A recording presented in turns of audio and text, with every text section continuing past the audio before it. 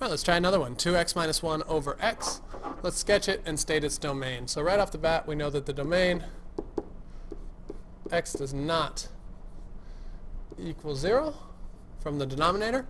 And let's go ahead and find some points. So first thing we're going to do is find the x-intercepts.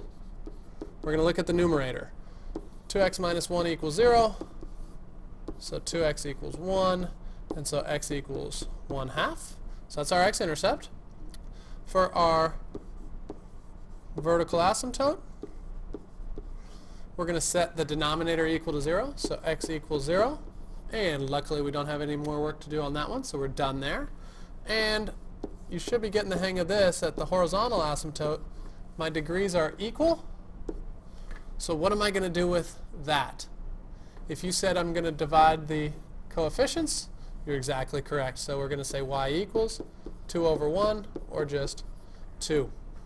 All right, let's go ahead and graph this. We've got a vertical asymptote x equals 0. Not going to cross the y-axis. We're going to go up to 2. Not going to cross that line either. We know that we have an x-intercept at 1/2. So if I do this right here, we are crossing this line. And so that tells us that our graph must look like that. Okay? All right, so it's a little bit different than the normal parent function. It's just flipped.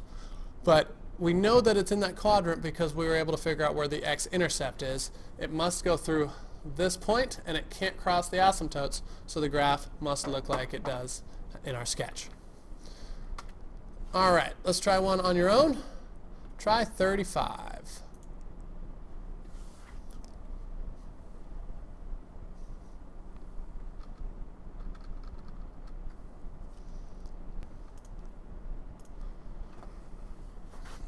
All right, let's find our a, state the domain. 2 plus x does not equal 0, so x does not equal -2. That's part A. For part B, let's identify the intercepts that we want to find here. So the intercept is going to be 7 plus 2x. Now we could find the y-intercept as well. Not that important, so we're going to skip that for now and just worry about the x-intercepts. 2x equals -7, x equals -7 over 2. For part C, find any vertical and horizontal asymptotes. Our vertical, we can look at our domain and say x equals -2. For our horizontal, let's look at our degree, 1 and 1. So we're going to divide the coefficients, not the 2 and the 7 in this case. Don't get tricked into that. Y equals 2 over 1, or just 2. And so D, we're going to graph this thing. We have enough information to get a decent sketch. We're going to go to x equals -2. We're going to go to y equals 2. And our x-intercept is at -7 over 2. That's -3.5. So right in here. All right, so knowing that, we've got our sketch that will look like that because our curve must go through the x-intercept. So that'll tell us in which quadrants. And it's kind of new quadrants. These new quadrants created by the asymptotes to draw our sketch in.